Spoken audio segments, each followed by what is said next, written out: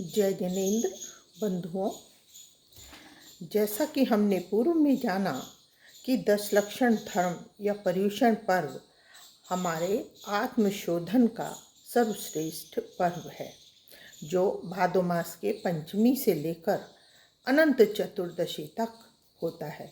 प्रथम दिन उत्तम क्षमा, यह पंचमी का दिन उत्तम क्षमा। द्वितीय दिन यह षष्ठी का दिन उत्तम मार्दव।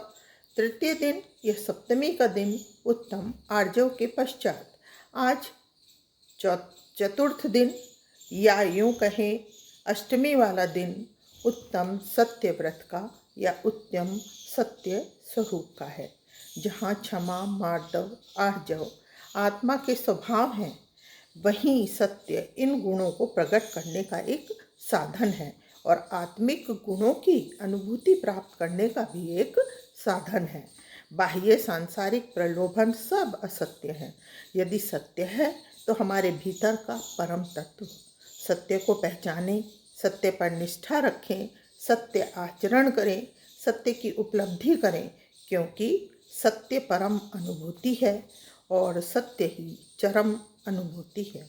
सत्य अकथ्य है किंतु अलभ्य है, यानी सत्य को कहा नहीं जा सकता किंतु प्राप्त जरूर किया जा सकता है।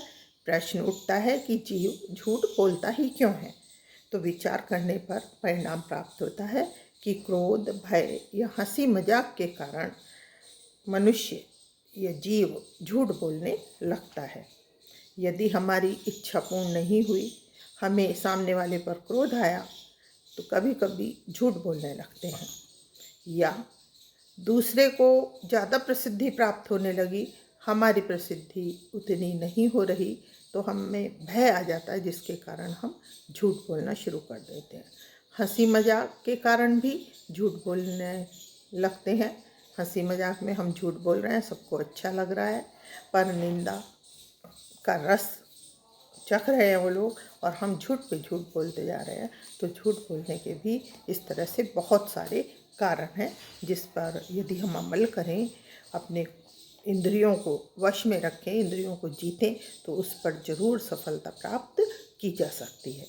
जैन धर्म में सत्य का अर्थ, जैन दर्शन में सत्य का अर्थ ज्यों का त्यों बोल देने का नाम ही सत्य नहीं है, बल्कि हित, मित और प्रिय वचन बोलने से जिन वचनों से जीव का या व्यक्ति का अहित हो, वे सत्य होते हुए भी असत्य हैं। मित यानी मीठा बोलो, कड़वे वचन, तीखे वचन, व्यंग परक वचन, निंदा वचन, पीड़ाकारक वचन सत्य होते हुए भी असत्य हैं। प्रिय वचन जो सुनने में अच्छे हों, वही सत्य हैं। कहा भी गया है कि ऐसी वाणी बोलिए मन का आपा खोए, औरन को शीतल करे आपहु शीतल होए। जो वचन प्रशस्त, कल्याणकारक तथा सुनने वाले को आह्लाद उत्पन्न करने वाले और उपकारी हों, ऐसे वचनों को ही सत्यव्रतियों ने सत्य कहा। किंतु उस सत्य को सत्य न समझना जो अप्रिय हो या अहितकारी हो। बोलना एक कला है, किंतु मौन रहना उससे भी श्रेष्ठ। सत्यमेव जयते, सदा सत्य की ही जय होती है।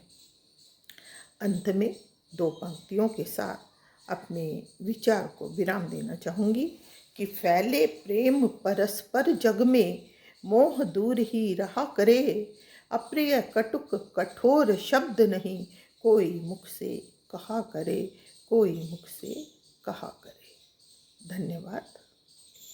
आइए आज आप और हम उत्तम सत्य के दिन अपने जीवन में सत्य को उतारने का भरसक प्रयत्न करें और अपने आत्मा के शोधन के लिए, आत्मा के परिष्कृत करने के लिए हम तत्पर रहें। जय हिंद। जिन्हें